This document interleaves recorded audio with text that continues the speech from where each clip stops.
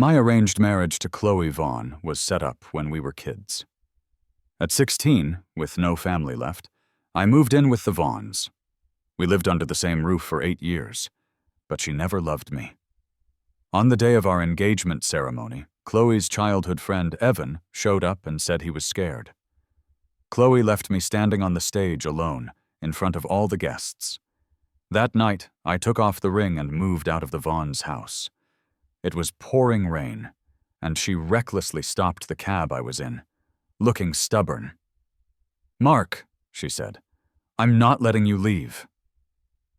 I slowly rolled down the car window, met her tear-filled eyes, and said seriously, "But Chloe, I never really wanted to marry you." Before our engagement, Chloe and her wealthy friends threw a lavish farewell to single life party on a yacht at the harbor. Her grandfather, Mr. Harrison, asked me to bring her home. I arrived at the yacht right when the party was at its peak. On the deck, people were mingling, and the sea breeze stirred the lively scene of men and women. In the distance, the sea was gradually getting swallowed by darkness, but the ship was as bright as day.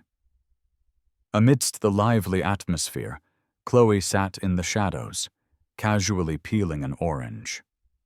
Next to her was Evan, her childhood friend whom I hadn't seen in a while. He was back just in time for our engagement. The next day, there would be a burst of explosions and confetti, and champagne bottles would be shaken and sprayed. The scene was grand and indulgent. No one noticed me at the party, apart from Evan. As if sensing my presence, he suddenly looked up at me with a challenging and proud gaze, just like many years ago. Then he smirked, leaned towards Chloe, and with a slightly annoyed and whiny voice asked, "Chloe, are they peeled yet? I want to eat." Chloe, who was usually bad-tempered, was always indulgent with Evan. She didn't even glance up and instead handed him a white orange slice. Evan frowned and mumbled, "Not sweet." Despite his words, she carefully arranged the peeled orange slices on the plate in front of him. Everything seemed natural. As I walked to the center of the deck, someone finally noticed me. It was one of Chloe's close friends. Initially surprised, the man then furrowed his brows, clearly displeased and unwelcoming. "Mark? What are you doing here? Can't wait to check up on her before you're even engaged? Could you be a little less blatant?" Since it was announced that Chloe and I were engaged, she never looked me in the eye. Plus, I was an orphan taken in by the Vaughns because of past family ties, so her friends never took me seriously. He spoke without reservation. I walked past him and finally stood in front of Chloe. Ignoring his words, I just quietly looked at her. "Chloe, it's late. Can you wrap it up? Mr. Harrison asked me to bring you home." Chloe just gave me a brief glance, her eyes deep, and with a mocking tone she replied, "You're bringing orders from Mr. Harrison? Then why are you asking me?" Her tone was cold, making the atmosphere between us tense. But Evan broke the ice with a charming smile. "Mark, it's been ages. Don't rush off. Have a drink with us." Not wanting to ruin the mood with my presence, Chloe's closest brother waved it off. "You're here already. Have a drink." I didn't nod, but Evan had already filled a glass and raised it to me. Chloe remained indifferent, watching from the sidelines. Caught in a difficult position and eager to get Chloe out of there, I was about to take the glass and down it in one go when Evan, right as our glasses touched, poured his drink over his head instead. The cold liquid blurred my vision. I heard Evan's voice sneering in my ear. "Just a pet dog. Don't take things too seriously. Taking her away from us? Mark, aren't you overestimating yourself a bit much?" Evan always thought I was just a pet dog by Chloe's side. My parents died in a car accident when I was very young. I was raised by my grandparents. At 16, with my only relative, my grandma, passing away, I became a complete orphan. In my loneliness, Mr. Harrison took me in. Back then, Chloe's grandpa, Mr. Harrison, was just starting from scratch. During his hardest times, my grandparents took him in for 3 months. Later on, he prospered, making the Vaughns a wealthy family. Mr. Harrison intended to return the kindness with money, but my grandparents firmly refused. After my grandpa passed away from illness, and with my grandma being quite elderly, their only concern was entrusted to the Vaughns. On her deathbed, Grandma repeatedly mumbled one question: "Does the promise still hold?" Mr. Harrison wiped his tears and sobbingly replied, "Definitely." So I went to the Vaughns with Mr. Harrison. I'd never lived in such a luxurious house, nor seen people so opulent and shining in all they do. When I first arrived at the Vaughns, Chloe was in the music room with Evan, practicing piano. Mr. Harrison held my hand, cheerfully introducing me. "This is Mark. He's part of our family now." At that moment, we didn't know what those words really meant. I only knew I had a home. The bright sun streamed through large windows, casting light on Evan's flawless face and Chloe's expensive outfit. It shone on her sparkling diamond necklace and his spotless white clothes. It also shined on my worn-out shoes and my nervous fingers. A breeze came through the half-open window, making the curtains flutter in front of me, clearly separating me from them. Chloe didn't get up. After quietly looking me over for a moment, she asked me her first question. "What's your name?" Her voice was unique to a 17-year-old girl, clear and pleasant, yet lacking much emotion. But Evan was enthusiastic, shaking my hand and examining me like a new toy. "Your eyelashes are so long, and your eyes are beautiful." Though uncomfortable, I didn't dare show it, only answering with blurry eyes, "Mark. My name is Mark." Perhaps thinking that conversations among peers could ease my awkwardness, Mr. Harrison left me there, quietly exiting the music room. Just as the door closed, Evan's face instantly chilled as he sat back at the piano, fiercely striking the keys. After the harsh noise ceased, in a flat tone, he said, "Just after your dad sent away Bingo, Mr. Harrison rushed to give you a new pet. He really treasures you." From his indifferent tone, I detected a hint of disdain. Chloe continued playing the piano, her long fingers dancing over the keys. Amid the soothing music, I heard her lower her voice, saying, "Don't talk nonsense. He's not like Bingo." I later learned Bingo was her dog of 6 years, sent away by her controlling father during her rebellious refusal to study abroad. I was indeed different from Bingo. In her heart, how could I compare to Bingo at all? Evan had every reason to be proud and stand tall. A sole heir to a wealthy family, he was a classic golden child. Evan's family was close to the Vaughns, and Evan had been Chloe's childhood friend. Hence, he understandably resented this outsider, me. But he was skilled at acting. In Mr. Harrison's presence, he always seemed to like me. But in Chloe's, I was merely an insignificant toy. Finally alone with him in a corner, the mischievous boy's true colors showed. He broke the only photo I had with my grandma, stitched my new clothes prepared by Mr. Harrison, and smashed the cake intended for us by the housekeeper on my head. Don't think getting into the Vaughns means you can treat Chloe like a sister, or think of yourself as some kind of young master. Lowly people always stay lowly. Back then, I couldn't fathom how a boy with such angelic looks could hide a devil's touch. I was afraid of him. Yet he crouched down, took a tissue, and carefully wiped my face.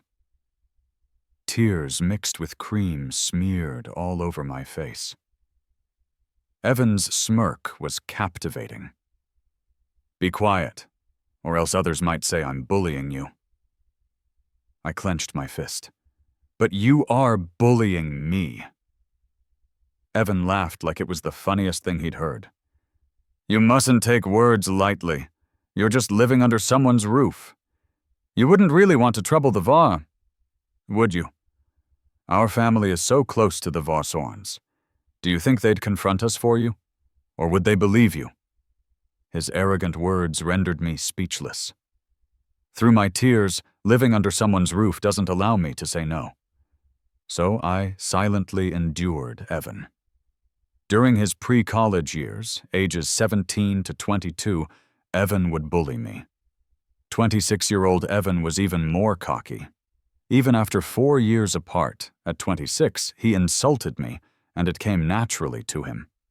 I wiped away the alcohol-induced tears from my eyes, picked up a champagne bottle from nearby, cracked it open at the table's edge, and poured its contents all over him.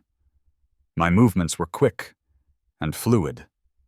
Evan screamed, dodging backwards, grabbing a porcelain plate which might have smashed onto my head a second later. But Chloe suddenly got up, flipping the table in the process.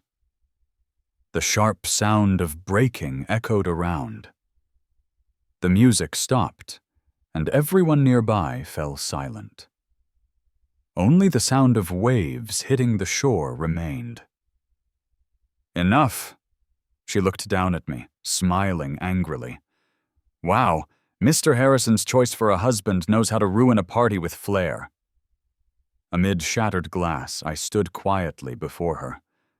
I wanted to say, "Chloe, he's bullying me. Didn't you see?" Evan tormented me for years, but there was no point in that argument. She disliked me and wouldn't stand up for me. She grabbed my arm and pulled me along. Chloe strode forward rigidly, her voice sharp. "Go home. My fiancé has to show a report." She bit hard on the word fiancé, making it particularly mocking. The city neon reflected off the pitch-black car windows, leaving only a fleeting silhouette amid the flickering lights. Chloe's outline on the glass was indistinct, too. She was leaning back, pretending to doze. Maybe she sensed my gaze because her eyelids lifted, saying, "Why so eager to admire your caged bird?" I thought I was used to Chloe's sharp words digging into my chest like a knife. But in this moment, in the confined space filled with the smell of booze, staring into her deep, dark eyes, my breath caught unexpectedly. I pressed my lips together. "Chloe, can't we talk like normal people? Stop being so hostile." She just enjoyed my look of pain and sneered, "Who are you putting on the sad act for? You're getting engaged tomorrow. Shouldn't you be thrilled?" I lowered my eyelids. Inside, my voice was barely above a whisper, but it seemed to echo around the car. "Truth is, I don't really want to, but My words were abruptly cut off by her sudden move. She leaned in suddenly, her kiss devoid of warmth, crashing down furiously. Though our position was intimate, her eyes were stormy, betraying no joy, only punishment. My lips stung. Blood seeped. Just as her hand touched my shoulder, I finally pulled away. A crisp sound echoed. Chloe's face turned sideways. "Have you lost it?" She didn't seem to care, touching her reddened cheek, laughing without warmth. "Didn't you come with Mr. Harrison to the Vaughns to be one of them? So why the act? Doesn't controlling my fate like the rest feel great?" Her every word hit my chest like a heavy hammer. I trembled all over, fumbling against the car window, choking up. "Stop. I want out." Somehow, I stumbled onto the window switch. The window dropped suddenly, letting the wind roar in. I was squinting against it. The driver, startled, slammed on the brakes. I scrambled out of the car, steadying myself on the curb as I dry heaved. From the car, the driver called out hesitantly, "Sir, are you all right?" Chloe's voice was indifferent, not even glancing over. "Drive on." Through the half-lowered window, I glimpsed her jaw tightly set. In my mind, her face just didn't line up with the girl she used to be. Once, she wasn't like this at all. Before Chloe knew about our childhood engagement, she was really good to me. The day I first got cornered and warned by Evan, I cried myself to sleep in the storage room. At night, Chloe found me. Her slender figure stood framed in the door. The moonlight stretched her shadow into the room where I huddled. With a playful smile, she teased, "I thought the storage attracted mice, but I see someone's building rivers in secret." She flipped on the light, closed the door, and walked up to me. No looking down on me, she crouched to meet my gaze. "Why the tears? Something upset you?" I wiped my eyes furiously. Evan's warning still ringing in my ears, I muttered an excuse. "I just miss my mom." My parents died when I was young. Our poor family didn't even have a photo to remember her by. Yet somehow this resonated emotionally with Chloe too. A flicker of sadness passed over the girl's face. "Oh, we're kind of similar then. I don't have a mom either." She said it like telling an ordinary story. "My folks weren't in love," she continued. "To be exact, that woman never loved my dad. A business marriage bound their lives together. A cold mother, an obsessed father. It was a tragic setup, and the woman never got his love, until he pushed his lover in front of her. See, this is who I truly love." The woman broke down, and on a freezing winter night her life ended in a scarlet bathtub. A lady from a noble family, destroyed in an unhealthy marriage. Her voice was choked towards the end. I wanted to comfort her, but the words wouldn't come. The girl laughed self-deprecatingly next to me.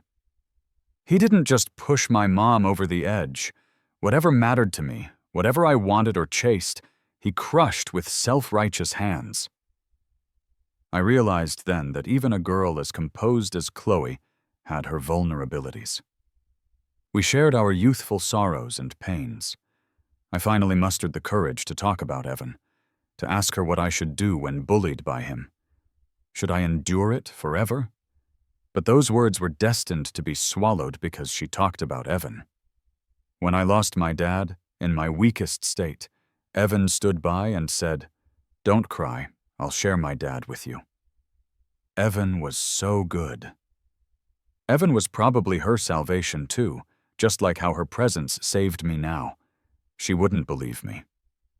So I followed her narrative. "Yet Evan, he just seems great." I loved dance, but I couldn't afford any formal lessons. So Chloe found me the best dance teacher. She and the new teacher always encouraged me. "Mark, you really have talent." When I struggled to keep up in class or solve a tough problem, Chloe would explain it a few times patiently. Even when I was too dense to get it, she'd laugh and say, "Mark, you're so dense. Do your white rice lunches even turn into carbs?" Someone once mocked me for being a country bumpkin, and she flew into a rage. That night, various outfits filled my wardrobe. Back then, Chloe was really good to me. So good that from the garden, standing at the music room's French window, watching them sit close, a morceau, little bitterness arose in my heart. Evan sat facing Chloe, whispering something I couldn't hear.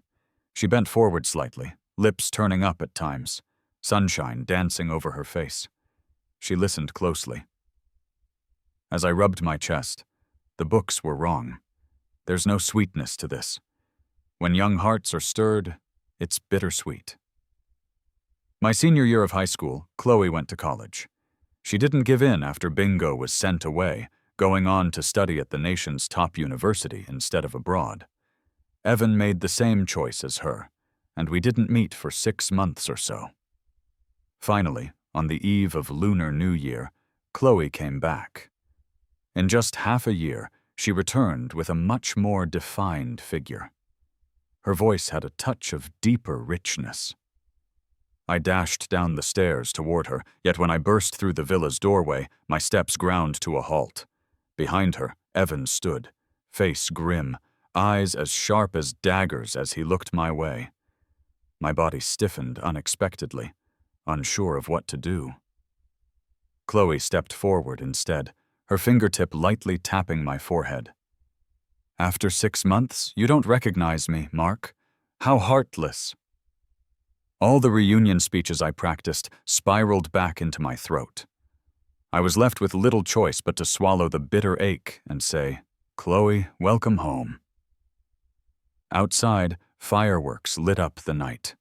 Brilliant yet brief, casting colors across the scene. Despite the festive noise, the dining table felt stuck in unease. Mr. Harrison dropped his chopsticks and stormed to his room, huffing, "Can't you let me have some peace over the holiday?" Chloe's dad, Mr. Vaughn, sat across the table, his expression dark as storm clouds. "Chloe, how many times have I told you not to defy me?" I rarely exchanged words with Chloe's dad, who wasn't around often. The few times we'd met, he struck me as a stern, imposing man. Right now, his presence was even more overpowering. In that heavy atmosphere, I ate cautiously, not daring to leave. But Chloe casually got up, pulling my hand without a glance to her dad. "Mark, let's go see the fireworks." The front door slammed behind us, louder than the firecracker bursts outside. With all the fireworks set off, the night sky bloomed in bright, quick flashes. Standing amid the fading sparks and smoke, Chloe leaned down and spoke low. "Mark, you're turning 18 soon." Her Lunar New Year wish for me. "Mark, in the new year, be a free adult." Freedom. That word seemed to run through every belief she held. I still didn't grasp the invisible cage around her, only vaguely pondering what to wish her back. Empty words were meaningless in our connection, but heartfelt words failed to form. I tilted my head, deep in thought, when a crash behind us drew our attention. Chloe and I turned to see her father standing over a shattered, expensive snowboard. "Chloe, I told you, no skiing. It doesn't advance your studies or career." His fury was clear. Yet, Chloe chuckled softly. "Daddy, there's plenty of snowboards." Her father's voice grew, harsher, his patience reaching its limit. "Don't test me, Chloe." She didn't seem fazed, her attitude indifferent. "What else you got? You drove my mom to despair, broke my bike, sent off my bingo. What else can you threaten me with?" Then she looked at me. Her gaze was unfamiliar, almost hostile. "Oh, right. Him." Everything she cared for, anyone important. Why hadn't he driven me away? To control her. She gripped my arm and dragged me to her father's side. The pain from her grip almost made me doubt she cared at all. She was just trying to provoke her dad. Just as she was confirming my suspicions, Chloe sneered. "Is it because Mr. Harrison brought him to me, and you can't send him away, right? Is it because my bingo is just a dog with no backing in your eyes, so after I've raised him for 6 years you think you can just take him away?" My heart felt like it had been blasted open with a huge hole. Turns out Bingo was a pet dog she raised. She was using me to lash out at Chloe's dad, to stand up for her Bingo. That was the first time I felt Chloe seemed like a stranger. I had so many questions for her. Did she really care about me? Did she see me as family? Or just another pet to keep her entertained after her beloved dog? Or worse, at least that night, had she used me as a tool to rebel against her father's control? But our memories tend to blur over painful ones. I can't really remember how things eased between Chloe and me. I just know on my 18th birthday, Mr. Harrison decided to throw a big bash, and the invites went out to the whole business circle. Chloe rushed from school to get there. I really stepped into adulthood on that day. She gave me an expensive badge, its diamonds silently gleaming. "Mark, I hope you hold on to your dreams," she told me. In the ballroom, Chloe, dressed in a white gown, played a birthday tune for me in front of all the guests. It was also that day Mr. Harrison publicly announced that Chloe and I had been betrothed since childhood. I was her fiancé, her only future husband as the heir of the Vaughns. The always composed and serene girl changed her expression on the spot. She picked up a piano stool and smashed it against the expensive piano, repeatedly smashing it to bits. The sudden violence shocked everyone, and screams erupted around us. Her eyes glistened with tears and turned red, yet her words were icy. "Playing child bride, huh? Isn't it disgusting? Everything from the day I was born has been arranged. Even who I marry has been decided, right?" Mr. Harrison, fuming, raised his cane to strike her. "You disgraceful thing! What foolishness are you spewing?" Chloe didn't dodge, endured the blows with a cold sneer. "I thought you'd be different from my dad, but you're even better at orchestrating my life. From the moment he joined our family, am I just a pawn you can manipulate at will? A puppet born only to pose for you?" That night, Evan was also on the verge of tears. Chloe she couldn't marry someone as despicable as him, right? It would be my fault, preventing true lovers from being together. But it was also the first time I learned about this. Looking at her bloodshot eyes, my heart felt like it plunged into an icy abyss. Turns out that promise Grandma valued so much on her deathbed was this: I absolutely couldn't get engaged to Chloe. Being forced to marry someone she didn't love, she would hate me for it. That night, I knelt in Mr. Harrison's study, my eyes wet and pleading. "Mr. Harrison, just cancel the engagement. Chloe doesn't want to marry me, and I don't want to marry her either. I can aspire to reach for the moon, but I don't want to marry someone who sees me as insignificant." Everything I said was from my heart, but Mr. Harrison thought I was gravely wronged. "Good child. I know Chloe went overboard today. Don't worry. I've already said you're part of the Vaughns now, and I'll make sure you don't suffer indignities because of this." Still, I shook my head, urgent tears streaming down. "I don't want this. We will all meet someone we fall for eventually." Yet Mr. Harrison stroked my head, his loving words with a touch of finality. "Good child. Neither of you can decide about this engagement. Not even I can. This is a vow I made to your grandparents. Now, the matter's already breaking the town's peace. I have to be someone who keeps his promises. It was also your grandma's dying wish, a thing pondered by your grandpa till his last day. I see you as my true grandson. Joining the Vaughns is a great outcome for you." All my arguments were swallowed back. Vow and wish felt like mountainous weights pressing down. Mr. Harrison called Chloe into the study. In front of me, he let the cane drop upon Chloe's back. "I won't let you mess around like today again. How dare you say such hurtful things to Mark? Mark is your future husband. You must accept it, like it or not. Without Mark's grandparents, how would you have your comforts today?" Chloe's arm vein stood out, but she stayed silent with bitterness. I stood to the side, tears rolling down, because at that moment, I didn't know if Mr. Harrison was striking her or me. Perhaps both of us were just as trapped. As we left Mr. Harrison's study one after the other, Chloe cornered me against the cold wall. In the dim light, just the pale moonlight filtered through, casting shadows on her furious, chilling expression. "Can't help but run to Mr. Harrison to complain, huh?" she murmured sarcastically. "If you want so badly to marry me, fine. Let's make this engagement happen and make sure neither of us finds any comfort in it. I will show them all how I'll shatter through the boundaries." Her drained, vengeful tears fell on my hand, cold like an unspoken end to a particular sentiment.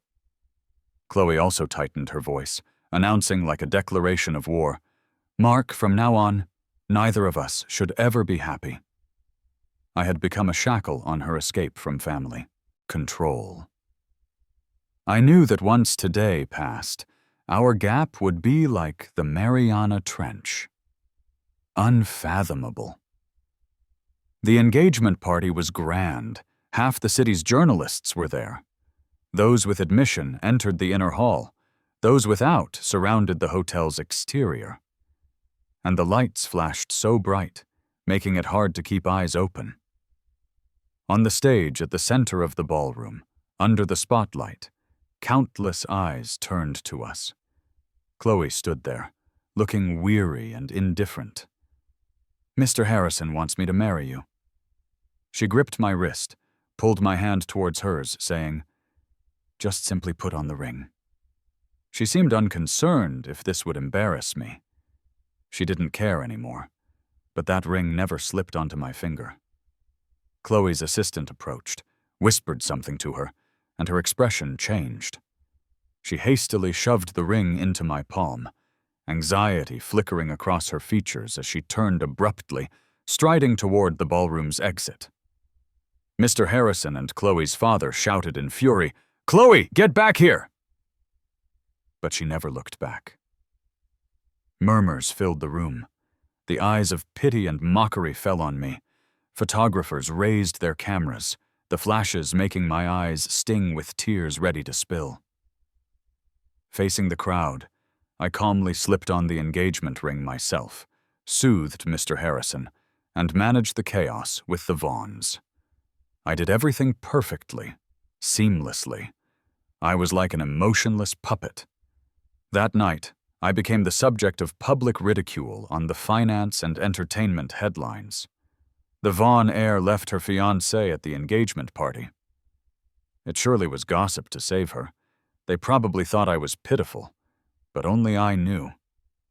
I couldn't be sure if Chloe would break the chains she imagined, but finally, my shackles were broken. The forcibly bound relationship, this absurd engagement party, couldn't reach the end. I'd seen it coming. I received a text from Evan. "Do you really think you'd successfully become Chloe's fiancé? I told you, those without worth remain without worth forever. You're unworthy." I looked at myself in the mirror. Others might see it as striking it rich, but I wasn't happy at all. Receiving Evan's taunting message, I genuinely wished him success. The stylist was doing my hair, and I could only tilt my head back and type slowly, "Then you can just take Chloe away from me." Evan has always been the most important person to Chloe. You see, he really did it. Evan arrogantly sent me a video. In it, Chloe was by his bedside, peeling an apple for him. The light cast a shadow under her long lashes, making it hard to read her emotions. Evan pretended to be remorseful. "Sorry, I couldn't get there in time to congratulate you, and I even got into a car accident on the way, worrying you and ruining your engagement party." Chloe didn't even lift her eyelids. "Don't worry, there will be a next time, and you won't miss it." Evan was taken aback and muttered, "What about Mark? Aren't you afraid he won't marry you anymore? Hey?" Chloe paused her cutting, handed the peeled apple to Evan, and chided, "Stop playing with your phone. Eat some fruit." Evan mumbled, sort of agreeing. "You're right. A guy like Mark would love to have you tied to him forever." Chloe gave a mocking smile. The video ended right there. I shoved my phone back into my pocket. But they were both wrong this time. In the living room, Mr. Harrison had just taken some bitter medicine prepared by the family doctor. Lines on his face deepened even more from the taste. I handed him a steaming cup of water, slowly speaking. "Mr. Harrison, I've done enough. Your promises to Grandma, they're unfinished wishes. I fulfilled them all. He spent years in business, so he understood my unspoken words right away. But this time, he had no moral high ground to guilt-trip me. After a long silence, Mr. Harrison finally spoke. "Mark, you're a good kid. It's that girl who's unfortunate." Mr. Harrison looked up at me, testing. "Chloe went too far today. If you really don't want to marry her, take off the engagement ring." The immense weight that had been on my chest crumbled away, turning to dust. I breathed easier. I slowly took off the ring and placed it on the table in the living room. I said, "Mr. Harrison, I don't want to marry Chloe. In fact, I never wanted to marry her. That time at my 18th birthday party, when the piano got smashed, became a recurring nightmare for me. The announced engagement was like a huge weight on my chest, never letting me breathe, and the constant head-to-head clashes with Chloe. No one would wish for such a future. I've lived with the Vaughns for 8 years, and Mr. Harrison watched me grow. Putting aside my relationship with Chloe, he's developed a deep bond with me. This time, he saw my resolve. Tears welled up in his eyes. "Mark, take care of yourself. The Vaughns will always be your home."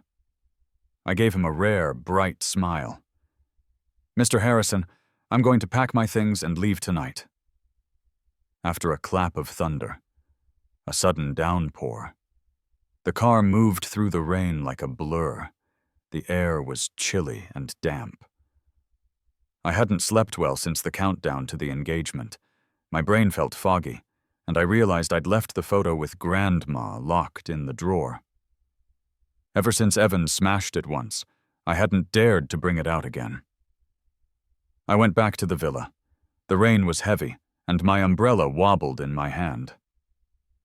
Struggling to the front door, ready to go in, I heard Chloe's voice. She was home already. "Mark? Where's Mark?" Mr. Harrison chuckled coldly. "Mark's gone." "What about the ring? Why is the ring still here?"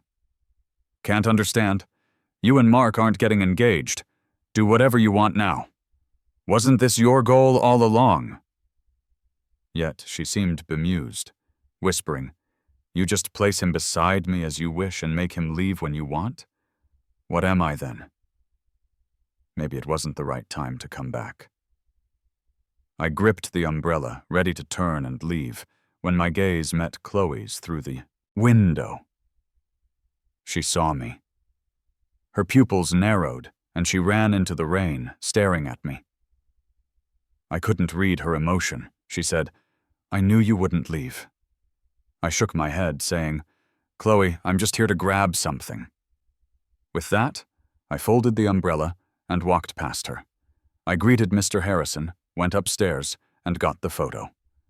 When leaving, Chloe blocked my way. She stretched her arm out in front of me, gripping the doorframe tightly. "Mark, you can't just leave. Our engagement isn't canceled yet."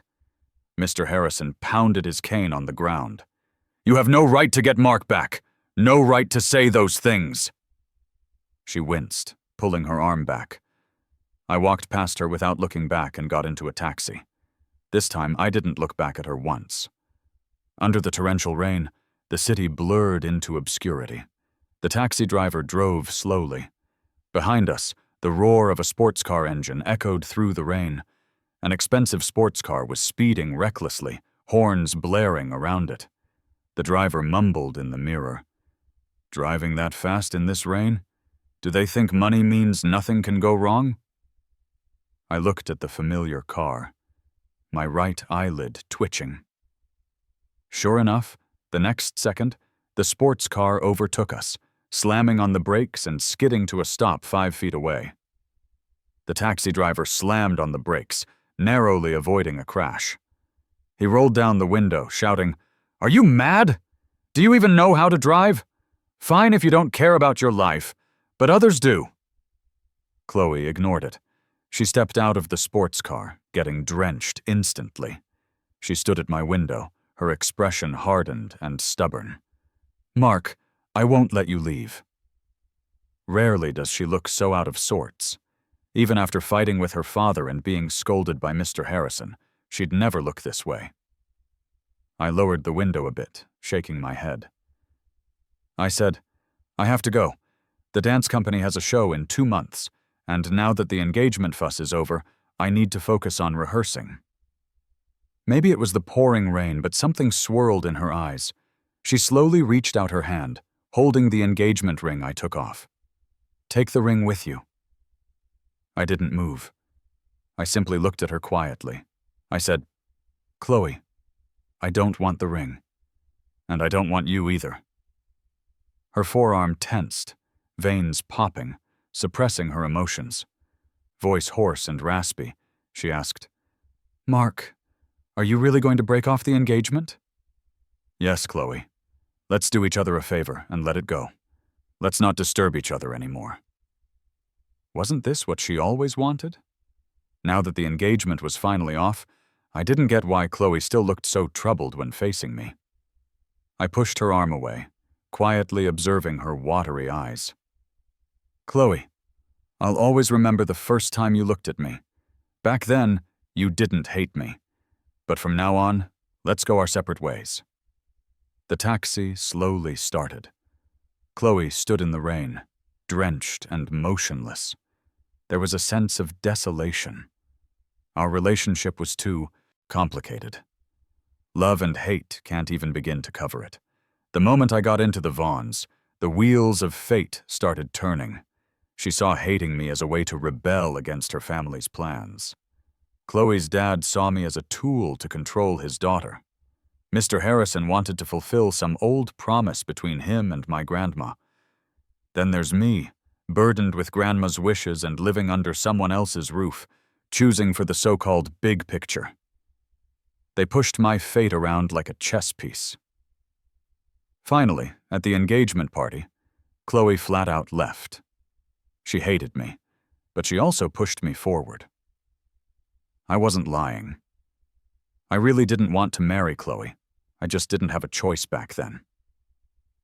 When I got back to the dance troupe, I was greeted with colorful streamers and a big banner. It read, "Congrats to our dance troupe's heart and soul for being single again." The whole internet was buzzing about me and Chloe calling it off. Naturally, they knew all about it. Everyone online said, "Climbing the social ladder isn't easy. Getting dumped was bound to happen." In the dance circle, they knew Chloe left the engagement party because a childhood friend had an accident. It was obvious where her heart was. Online, I got mocked by everyone, but my troupe offered me the most warmth. Sam, who joined the dance troupe with me, came over with a big bouquet. I teased him, saying, "Don't get too excited, Master Dancer." I wiped my tears, apologizing for any drama I might have brought the troupe. Everyone surrounded me, patting my shoulders. "We were worried you'd vanish after becoming a rich heir. Then we'd lose the troupe's soul. Stay single, focus on our troupe, and make it great." There was a huge charity performance planned in 2 months. There'd be big names there, and it'd even be broadcast live on TV. The troupe leaders took it all very seriously. I started practicing day and night. I packed my schedule full so I wouldn't have much time to think. One night, sweating after a practice, I got a call from an unknown number. When I picked up, there was a long silence. Only the sound of deep breathing and slight static on their end. It was chilly outside. I tucked my neck in, speaking as mist left my lips. "Hit me." Fall had arrived so soon. "Chloe, if there's nothing important, I'm gonna hang up." "Don't hang up," she finally spoke, voice muffled and tone odd. She babbled disjointed thoughts. "Mark, I went skiing that day. Bingo passed away, after so many years. Peaceful end. Mark, you weren't my chain. I'm so regretful." "Chloe, that's enough." I gripped my phone tighter, cutting her off. "Get some rest." Just as I hung up, Her voice wavered with urgency. "Mark, I miss you. And our past, really." I blinked up at the city's dim stars, puzzled. But honestly, I didn't miss the past one bit. I was caught up in my life, assuming I wouldn't see Chloe or Evan anytime soon. But on the charity event day, there we were, in the same place again. They were seated front row, special guests for the event. Evan even invested in our troupe. They sat together, not with their usual cozy banter. Chloe looked thinner, worn, with dark circles and chapped lips. Not the Chloe I remembered. She used to dodge these dull shows or parties, so seeing her was surprising but somehow made sense. Perhaps she came for Evan. We stood backstage, ready to go on. Sam noticed Chloe, too, and whispered, "What's with this ex-girlfriend coming back to life scene?" His eyes were concerned as he looked at me. "Mark, don't let her mess you up." I shook my head. She won't. In our past tangle of hurt, my heart had found its calm. Lights dimmed. We hit the stage to roaring applause. Breathing steady, I lost myself in the music at the center stage. The performance was a hit. I didn't catch Chloe's eye once. There was an after-show celebration that night, so I couldn't just leave. But the studio felt stuffy, so after removing my costume and makeup, I headed to the restroom to splash my face awake. There, in the mirror, another reflection appeared. Chloe came up behind me.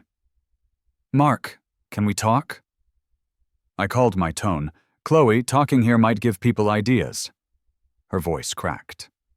"Then, can we step outside?"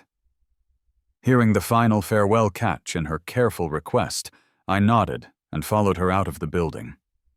The wind was biting. I rubbed my hands and breathed warmth into my palms, feeling the chill. Chloe stood straight in front of me, tone bitter. "Mark, do you hate me?" I shook my head, speaking honestly. "No, Chloe. I appreciate your bravery."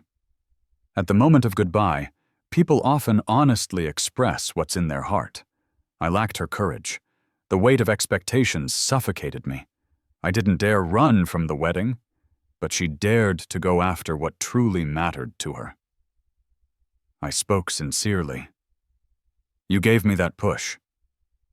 Surprise crossed her face, and the bare branches and empty road added to her loneliness. It was the first time she seemed lost before me. "I know you're mad.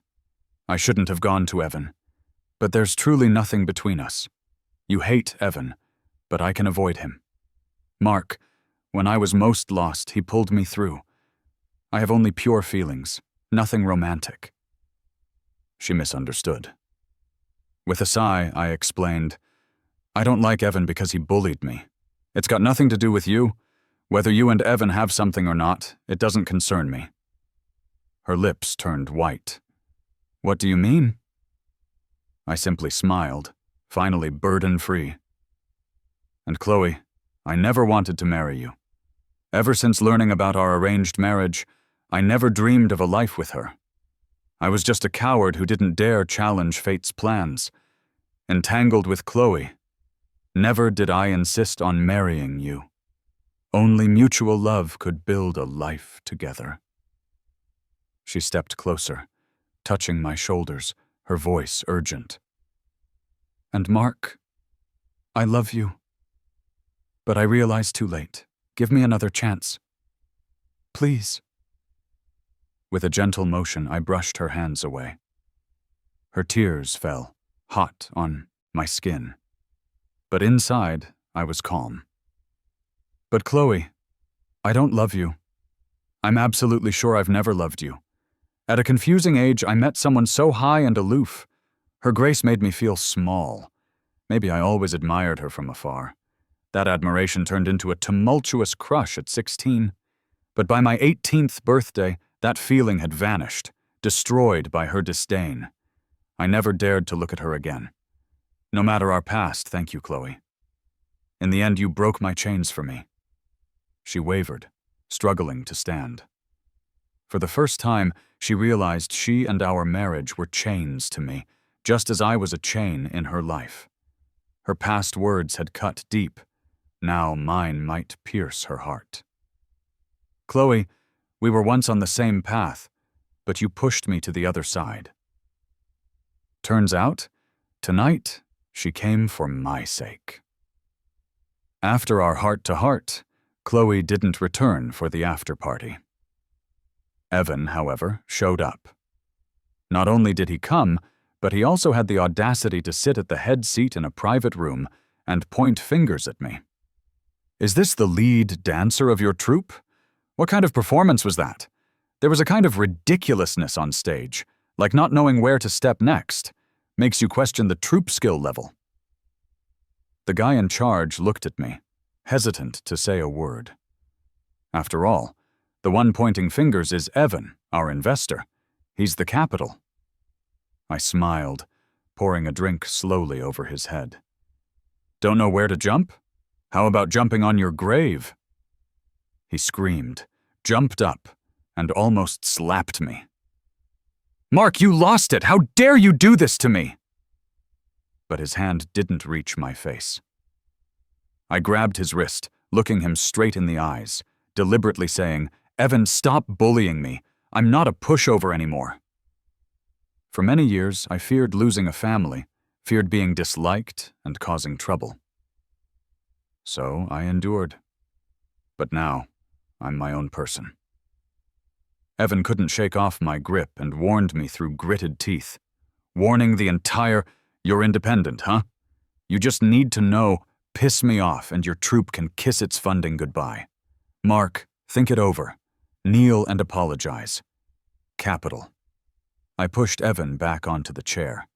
The screeching sound of the chair sliding across the floor was annoying. "I hold 10% of the Vaughn shares. I am capital, too. Those shares were transferred to my name by my grandfather when the Vaughns announced the annulment, to prove he keeps his promises. Now, it gives me confidence." Evan seethed. "Wow, you really did leap up the social ladder from nothing." Evan always looked down on me because of his privileged background. I stared right at him, firm. "The lowly won't always be low, but the dirty will always be dirty. Don't overvalue yourself, Evan." With that, I turned and left. My troop members followed me out. Behind us, Evan's ranting was accompanied by the sound of dishes smashing, echoing in the air like music. That dance we performed at the charity event went viral. Our countless hours of effort paid off. The troupe started, gaining more gigs. As the lead dancer, I became an internet sensation, too. People started digging into my messy past with Chloe again. Sam sent me a link, ranting over voice chat. "What's up with these people? Bringing up old trash just to trash you. Who doesn't have a past?" Out of curiosity, I clicked the link, but it was a blank page. Sam sounded shocked. "The top trending news just vanished. Who pulled such a big move?" Honestly, I didn't know. I didn't care about the gossip and focused on crafting new dance moves. But that night, I got the answer.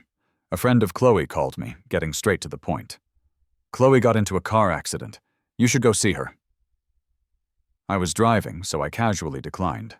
"I'm no doctor." They laughed sarcastically. "Haven't you punished her enough? You've turned this once proud woman into a shell. Can't you cut her some slack? Didn't she dream of separating? Mark, do you have a heart? She spent $8 million just to take down that news about you." "How did she crash?" "Her friend in the passenger seat mentioned seeing a guy who looked like you. She's got a fractured leg. You should at least visit her, or give her some closure." I paused, then remembered something. "I'm not going. But can you pass something to her for me?" "What's that?" "A badge, just a badge. Give it back to her, please." I blocked all contact with Chloe. She never reached out like before. I turned 16 and didn't know her. We lived our own separate lives. Her past slowly faded away, forgotten. I thought we'd never meet again, But the truth is, at the pinnacle of success, it's hard not to. When I won the Golden Dance Award, Chloe, as a significant investor, presented the trophy to me. Under the grand chandelier, she wore a refined dress, graceful as ever. Countless cameras flashed. She hugged me, whispering where the mics can't hear, "Mark, congratulations." The next day, Chloe and I were both on newspaper covers. The focus wasn't our past drama anymore. We appeared in different sections. Me, holding my trophy, tears in my eyes, smiling broadly. And Chloe, the youngest billionaire ever. Her company frequently posted new updates on their official account. But Chloe's social media was all about her life. Her new kitten with silky fur, her daring moves at a Nordic ski resort, a red flag fluttering in the wind in front of a shiny red sports car on a racetrack. I guess she finally broke free, embracing her world. Absent-mindedly, I'd like a post. She must have been online because I got a notification. Before I could unlike, Chloe sent a message. "Mark, I still owe you an apology. It was never you who held me back. I wrongly blamed you." I looked at the bright sky outside, slowly typing. "Chloe, stop apologizing. My world is already bright and clear."